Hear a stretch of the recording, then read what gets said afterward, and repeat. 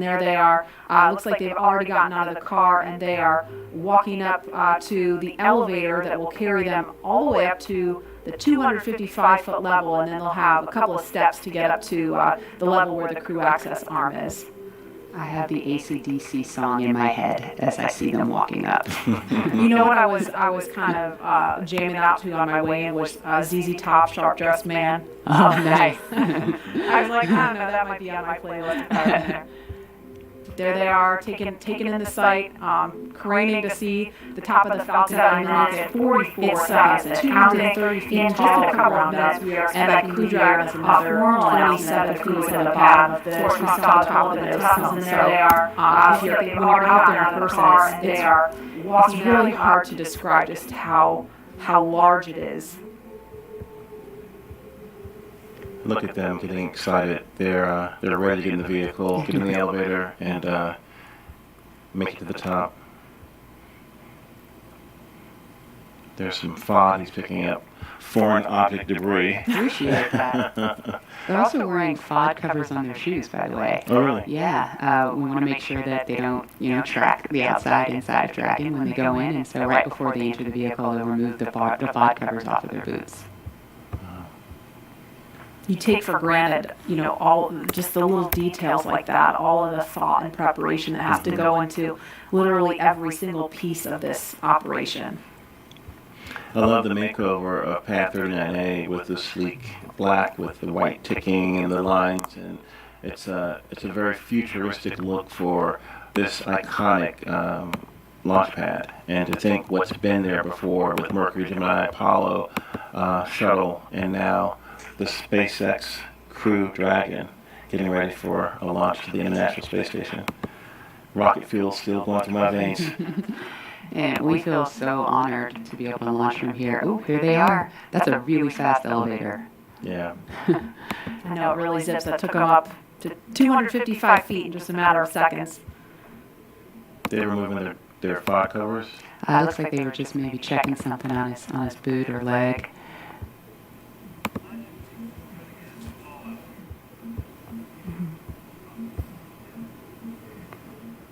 And we should hear a call any moment that the crew has arrived at the pad as they make their way up the stairs, and they're headed to the crew access arm now.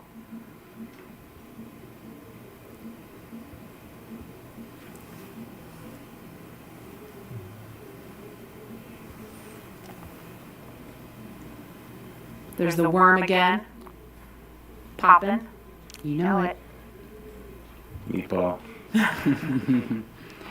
Don't worry, there's a meatball on Crew Dragon.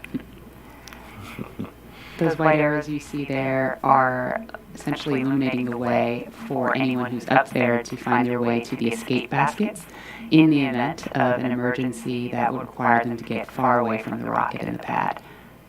And it's hard to tell from this angle, but there's actually a phone right here, and I can't tell if it's Bob or Doug that's using the phone right now, but Leland, can you explain the significance of that? It's the same phone that was there during the shuttle days. Yeah, you get a chance to talk to maybe friends or family that you haven't had, maybe couldn't come to the launch. In this case, it's quite a few people, but just to have that last moment to talk to someone before you get in the vehicle.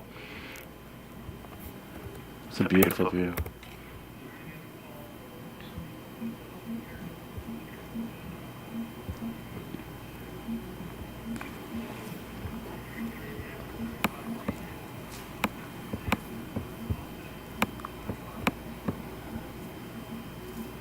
And we're watching the crew when they're done using the phone there. We expect them to be making their way into the crew access arm.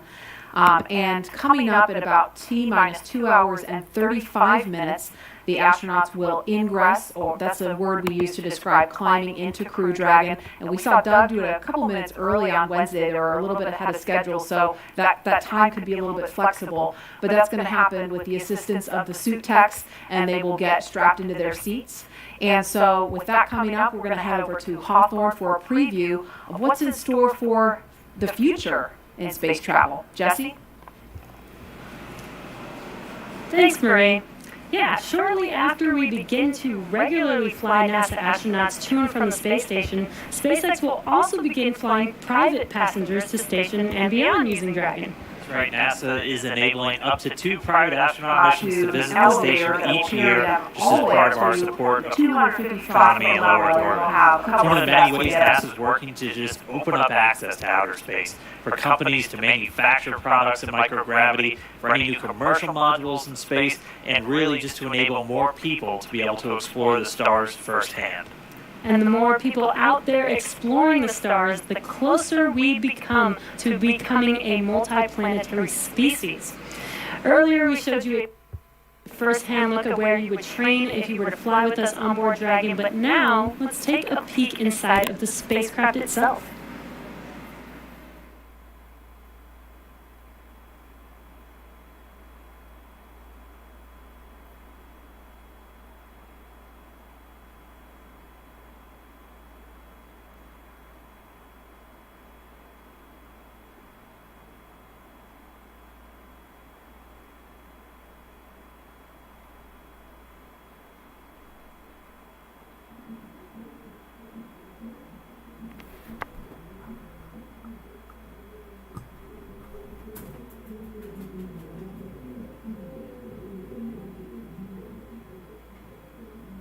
Intuitive to know what we need to do at any given moment in time.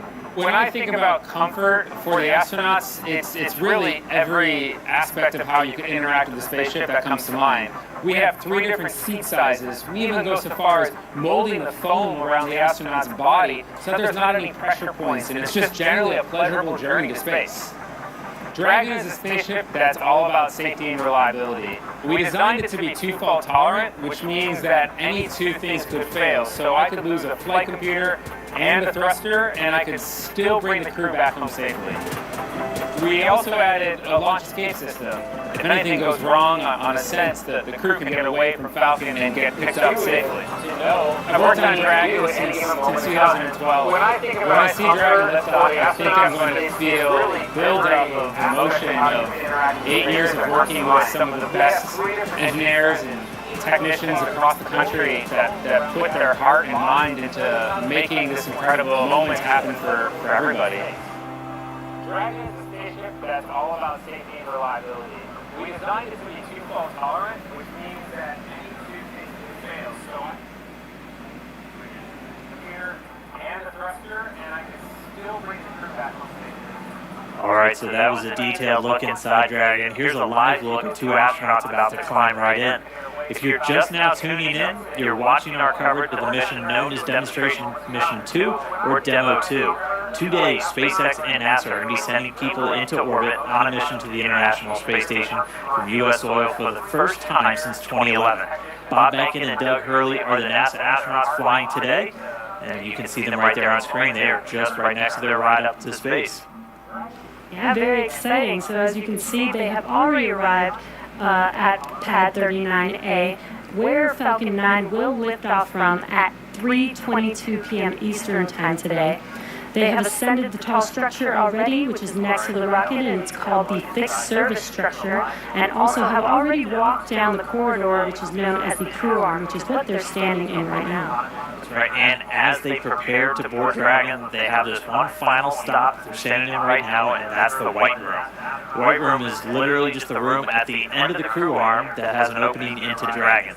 It is the last place on planet Earth Bob and Doug are going to be standing before they step into Dragon for their ride to the International Space Station. And the term the White Room was first used during NASA Gemini missions, where the room right before entering the spaceship was painted white.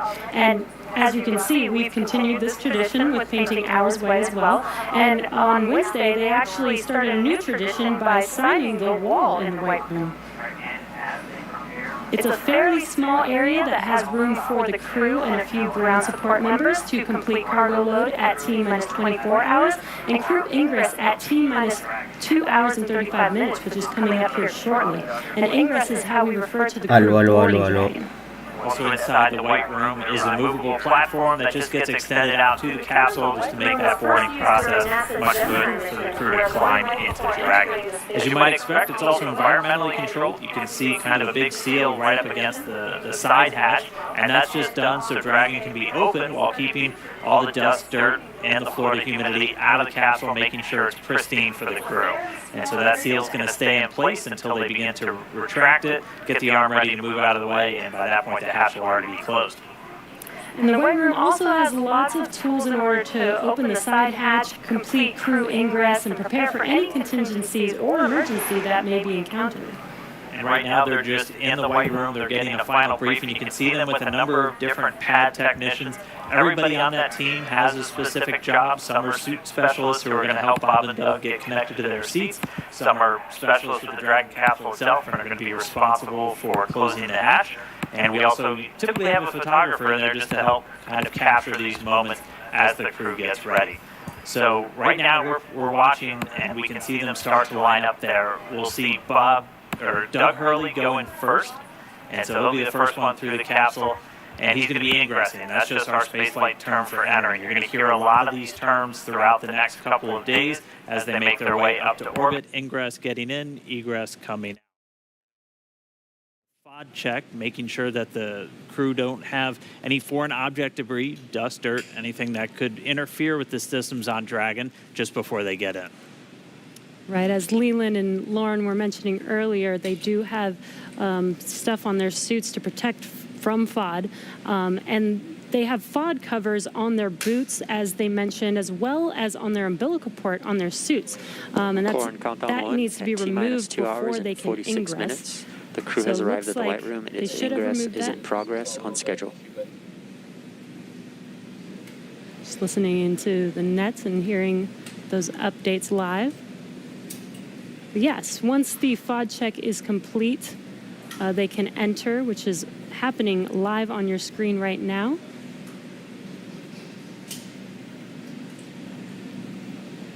And as they climb into Dragon, they will buckle themselves in and attach their umbilicals to their suits.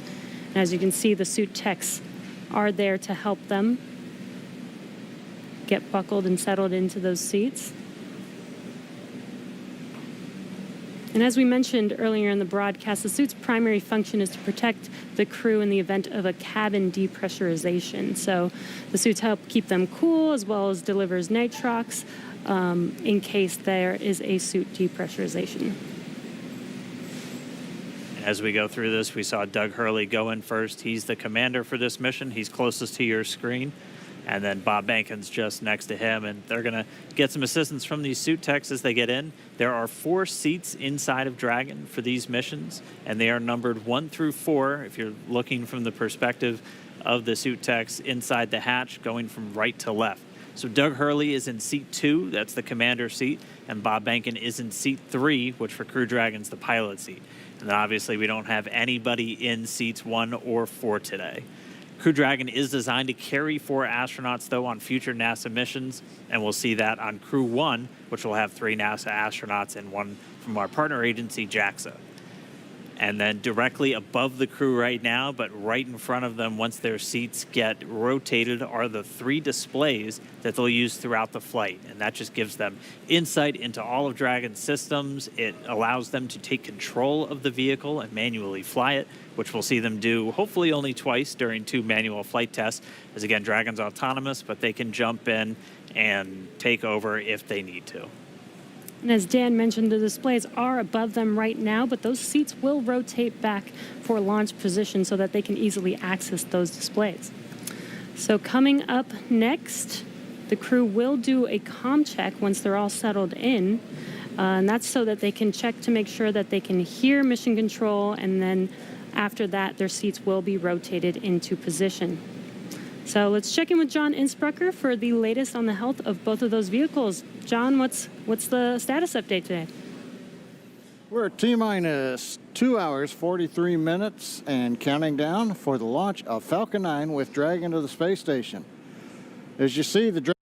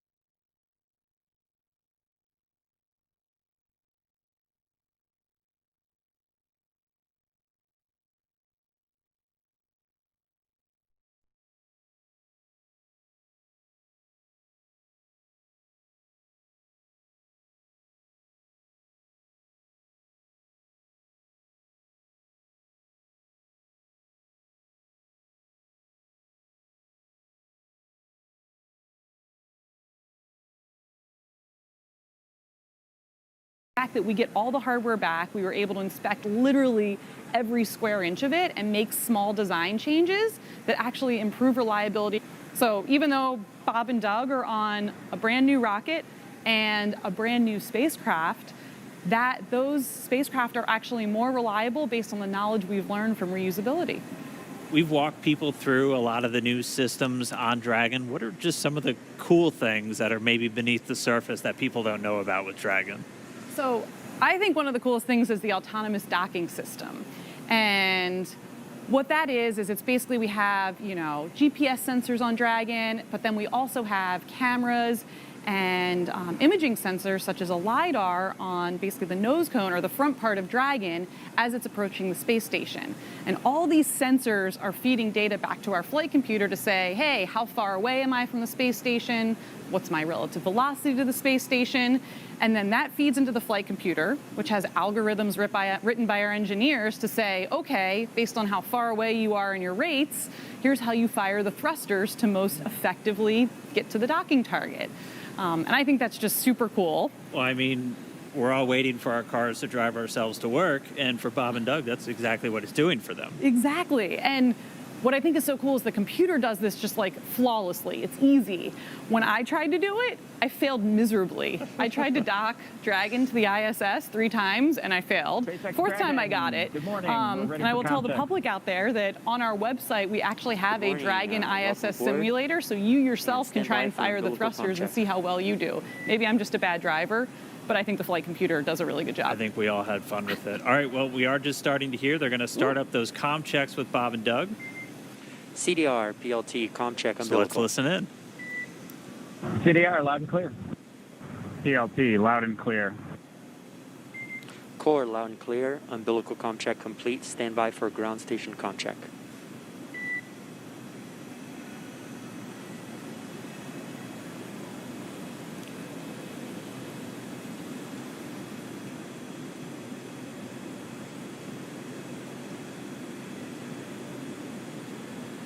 And again, we're just listening in. They're doing these comm checks, these communication checks. So Bob and Doug are going to do a series of these checkouts with the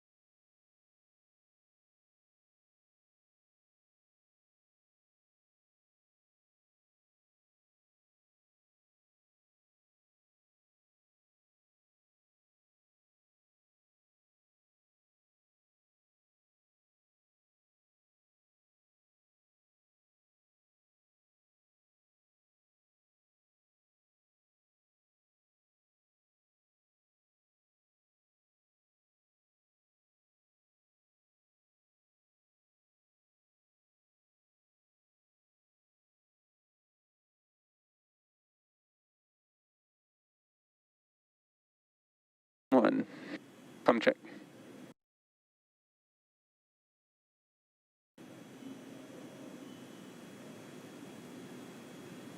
SpaceX, Jason, loud and clear. Copy, loud and clear. Glad to have you guys on board. Stand by for comm check on Dragon aground.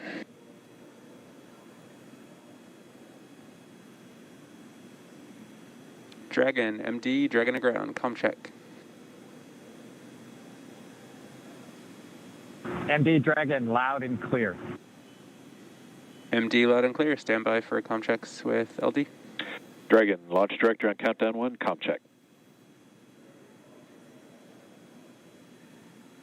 Good afternoon, Mike. Loud and clear. I have you the same, and good afternoon. Stand by for my comm check on Dragon aground. Dragon, SpaceX on Dragon aground, comm check. SpaceX Dragon, loud and clear. I have you the same. Back to core. And Dragon, SpaceX, this concludes our launch configuration comm checks. Report when ready for seat rotation per section 2 of 4.100.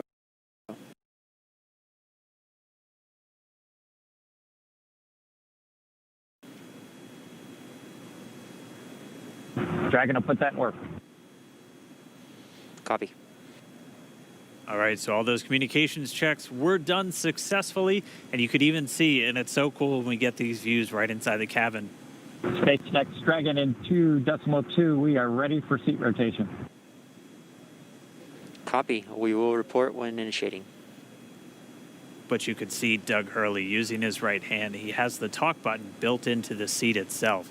So just, again, showing you all of the different systems, how the suit is integrated into the seat, and it's all just one big circle for this whole spacecraft. So really cool to see those comm checks live. Jessica, thank you so much for walking us through some of the really cool updates, the upgrades. Did you have any other cool stuff besides? Let's see. So I don't know if you guys can see, but we have the Dragon clean room here. And one of the coolest things is it is right on the main floor of our main building. So thousands of employees walk by here all the time and get to see Dragon in its final processing before it goes to the Cape. On Wednesday, the Crew 1 capsule was in here. It looked almost done. It looks a little empty right now, but that's because that capsule went off into our separate test facility for its final propulsion checks. So we do leak checks and things there, and we do that in a separate facility just because it's high pressure testing. And then the vehicle will come back here, get its final thermal protection system put on, and then it will ship off to Cape Canaveral and get ready to launch 4 astronauts to the International Space Station. I mean, what's it like to see it? Because when you see the first initial pressure vessel, it looks nothing like the final thing. So what's it like to just kind of watch it go through, and you just see little bits get added on, and then the next thing you know, it's a whole spacecraft? Yeah, I mean, that's what's so amazing. I'm so impressed. You know, when you look at a machine, you're like, how does this ever get built? How do people ever do this? And it really is just step by step, one piece at a time. Each piece has its critical function, and you get to watch that being built right in front of your eyes every day when you come to work. Dragon, SpaceX, we are ready and initiating seat rotation. Dragon copies. And we just heard the seat rotation's about to begin. So, Jessica, thank you so much. Cool facts about Dragon for everyone to listen in on, and we can see the seats start to rotate now. Pretty soon, Bob and Doug will be in their launch configuration, and they'll be ready to go.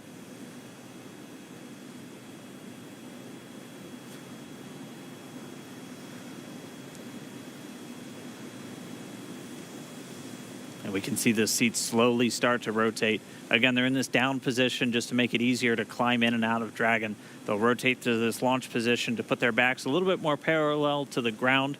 It makes taking the G-force a little bit easier for the crew on the way uphill, but most importantly, positions those touchscreens directly in front of them, which is just their gateway into Dragon. Dragon, SpaceX, seats are in the launch position. We copy. All right, and confirmation the seats are in the launch position. Let's go down now to Gary in Mission Control Houston, where I know the entire JSC team is standing by and ready to see Dragon take flight today. Over to you, Gary. Thanks, Dan. Very much so. Great to see good comm checks from Bob and Doug, and that their seats have been rotated into their launch position. Here in Houston, Flight Director Zeb Scoville has pulled space station flight controllers, and all systems are go for launch from the space station side of things. Essentially, the station is prepared for Dragon to arrive 19 hours after launch. Chris Cassidy has completed his preparations for Bob and Doug to arrive. He's got a chance to view some of the broadcasts. It even said they were, quote, looking sharp. Flight controllers here will monitor the countdown, but really it's up to the teams in Kennedy and Hawthorne to get us to liftoff at this point. So we want to hear your comments as we continue to count down to launch. So let's go to the social desk now. Tahira. Thanks, Gary. So glad to hear that polls are go, at least on your end, and just hoping this weather just works out good for today's launch. I mean, people online are on the edge of their seats. We just checked numbers, and we're up to 1.1 million viewers right now. That's almost double when we checked last time. And right now, we also have South Carolina is leading the viewership, so interesting to see how that changes. Let's take a broader look at the conversation online with this heat map of the United States. Now, this shows Launch America mentions by state over the past week, and we have California leading right now with the most mentions, and I'm very surprised. I really thought the Space Coast would take it home, but let's see how this changes over the course of the broadcast. And with that, let's see what y'all are posting online right now. Guys, I mean, check out these outfits. Absolutely love it. Love to just see how people are making things creative for this launch and really making it their own, putting their personal touch on it. Let's take a look at another. Oh, we are back to the Launch America heat mentions, so let's see how that changes over the course of this broadcast. But really fun to see those photos online.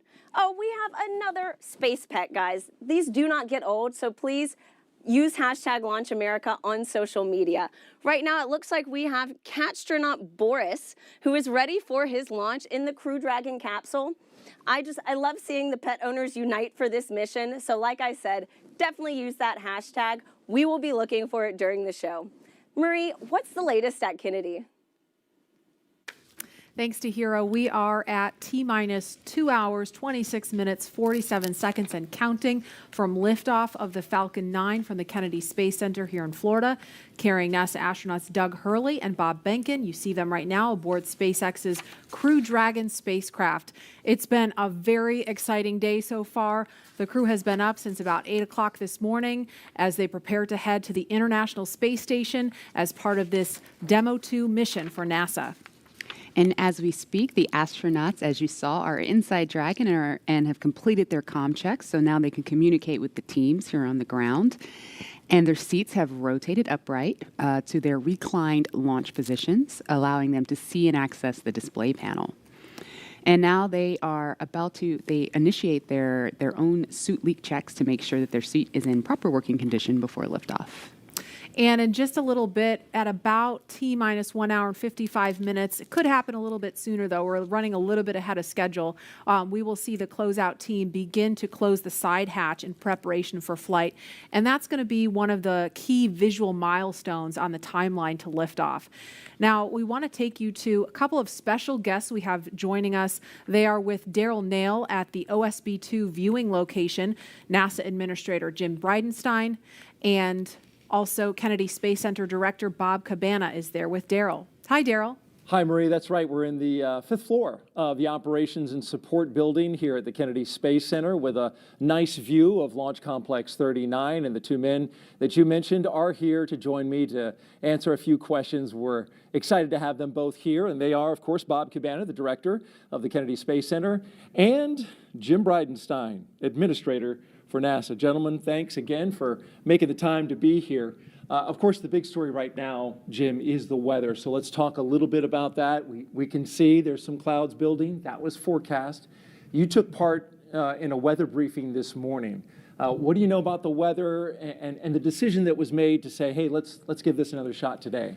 Yeah, so what got us last time was the electricity in the atmosphere, and of course today there are in fact buildups. It doesn't look like there are thunderstorms at this time, but they are expected.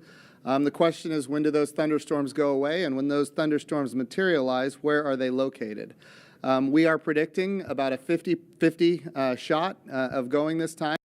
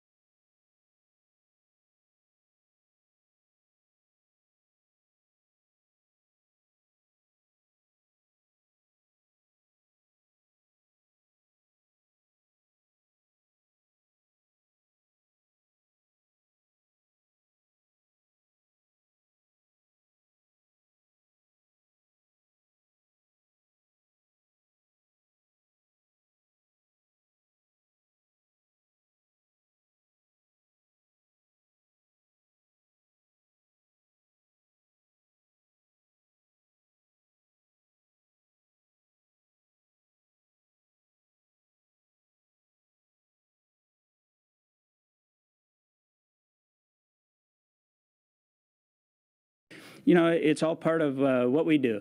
Yeah, they stopped the count at 17 minutes, but you had it all the way up to just a few seconds. That's a big difference. And the truth is, the next night, actually everything went really better. You know, the weather was bad the first time. I was kind of glad we scrubbed. And we scrubbed for an issue with the vehicle that they later sorted out. As it turned out, we wouldn't have had enough prop to rendezvous with the Russian functional cargo block. But you know, the next night, it was just a perfectly smooth launch count. Everything just went like clockwork, and it set the stage for an awesome mission. I think you told the press before you walked out, I think you were over there at astronaut crew quarters, we're going today. I'm wondering, where's the source of that confidence coming from? I just got a feeling, you know, you got to have a positive attitude. I watched a lot of weather down here supporting shuttle missions, and I'm hoping that those clouds over the I-95 corridor, that the Indian River keeps them west of us, and that stuff that's building offshore is far enough off that we can stay in an open window here at the Cape. Good. Well, we got your positive vibe going, and we appreciate that. Jim, when you were down in the astronaut crew quarters and when they were suiting up, you got a second chance to visit with the astronauts. Kind of tell us about that, and what was their demeanor, what was their mood today? So again, they seem loose. They were loose last time. They're loose this time. They're definitely ready to go. They're excited. They've been wanting to go for a long time now. I'll tell you one thing that I thought was a little interesting is, Bob Behnken was making fun of Doug Hurley because on Doug's last flight, they scrubbed 5 times before launching on the 6th time. So Bob Behnken seems to think that Doug Hurley is the problem in this case. But to see them joking about that as they're getting suited up, ready to go, yes, they're trained, they're ready, but they're also, and that's good to see because they're going to have to be on their game when we launch. These guys are pretty impressive, Doug Hurley and Bob Behnken. I mean, Doug, an incredible pilot. Bob Behnken, he's got a PhD in mechanical engineering. I mean, and he's a flight test engineer himself in the Air Force. Yeah. Well, in your assessment, why are these guys the right stuff? Well, this is a test flight, and we have great astronauts that are chemists. We have great astronauts that are botanists. We have really talented and diverse, a very, very diverse astronaut corps in general. But this is a test flight, and for a test flight, what do you want? You want test pilots. You want people that, for a living, they have made a living flying new things that have never been flown before. And Bob Behnken and Doug Hurley are the 2 people that you would want in a test flight, and that's exactly what this is. Bob, you're a pilot too. You want to weigh in on Doug Hurley? He seems like he's got the right mentality and smooth customer. He's a naval aviator, a marine pilot, a test pilot. I'm all in. He's a great guy. Yeah. And tell me a little bit about in terms of the Kennedy Space Center, right? So you've been here since 2007, right? 2008. 2008. Sorry, off by 1 year. 2011, the Atlantis came to a wheel stop. I grew up here. My dad worked for NASA. My uncle was a contractor. When that wheel stop happened, the next day, my uncle got this, right? And it 30, 60 days. It was depressing. We're talking about thousands of people laid off. Super depressing. Atlantis landed on a Thursday. On Friday, 2,000 contractors got pinked out the door. Yet they worked on that vehicle. That was the best vehicle we ever flew. The cleanest. That's the dedicated course here. Right. So, and take me back to that time. You called it a depressing time. The fact that the shuttle program was something that the government completely had ownership of and paid for. Now we're moving in crew, which you've overseen making that transition. And tell me about that 9 years in which we made that move. Well, obviously, everybody was really attached. I mean, it was our history for 30 years. It did an awesome job. The Hubble Space Telescope, all the satellites it deployed, building the International Space Station. But when I first got here, I told everybody the shuttle program's going to end. We have to start preparing for our future, and nobody wanted to hear that. But how many times in your life do you get to define what you want your future to be? And we set out on this bold goal of trying to turn KSC into a multi-user spaceport, supporting both government and commercial operation. And I've got a very persistent team. They worked extremely hard, and through a number of agreements, we were able to make it happen. And this is the future. Commercial spaceflight, the administrator says it all the time. We want to establish a commercial environment in low Earth orbit so that we can focus on the hard job of exploring beyond our home planet, to establish that presence in our solar system beyond planet Earth, establish a sustained presence on the moon, get to Mars, establish a presence there. We can't do that if we're locked here in low Earth orbit. And commercial crew with both SpaceX and Boeing, that's the beginning of a whole new era of spaceflight. All right, very good. Quick question. We've got, of course, a special guest coming back today. The President of the United States plans on being here. Jim, you took him around the first time around. How did that go? I think I saw a picture on Twitter. He signed some space hardware. That's right. So he took a look at the Orion crew capsule. Of course, the Orion for Artemis 1 is ready to go. And he signed, a piece of hardware that will fly on the crew capsule for Artemis 2. So that's kind of, and not just him, but the First Lady and the Vice President and the Second Lady, they all signed it. So their names are going to fly around the moon on Artemis 2, which is exciting. But I just want to give Colonel Cabana a compliment here, because he did bring this spaceport through a very difficult time. And now it is a multi-use spaceport, and we do have commercial, and we have, in fact, even international launches here, and now we're going to have commercial crew launches. Bob has done a wonderful job transforming this spaceport.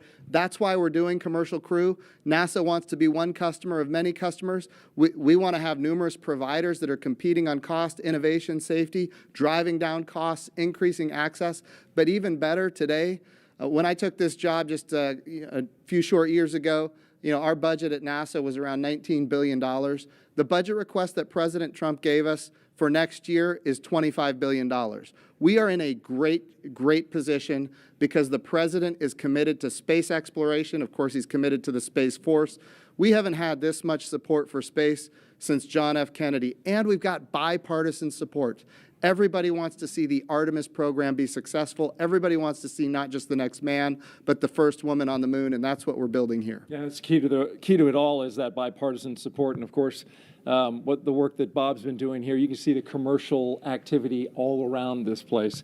We're going to get to some questions on social media real quick that our audience wants to find out. So the first question is from James on Twitter, and he asks, what is the hardest part of going to space? And we're going to have to give that question to Bob.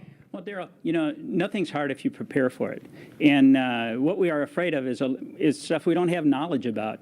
And that's what we do when we learn how to be astronauts. We train, okay? You spend a long time as an astronaut candidate learning. You spend a long time preparing for a mission. For an International Space Station mission, training around the world on all the different modules and everything, it's like 2.5 years of training before you get on orbit for that time to actually do your work. So I'd have to say the hardest part, preparation for it, but you are so prepared when you go. You just have total confidence. You know that you are very well trained for what you're going to do. You have an outstanding team on the ground supporting you, and that is so important to have that ground support as you climb into that vehicle. You know that they've done their very best to ensure your safety and a successful mission.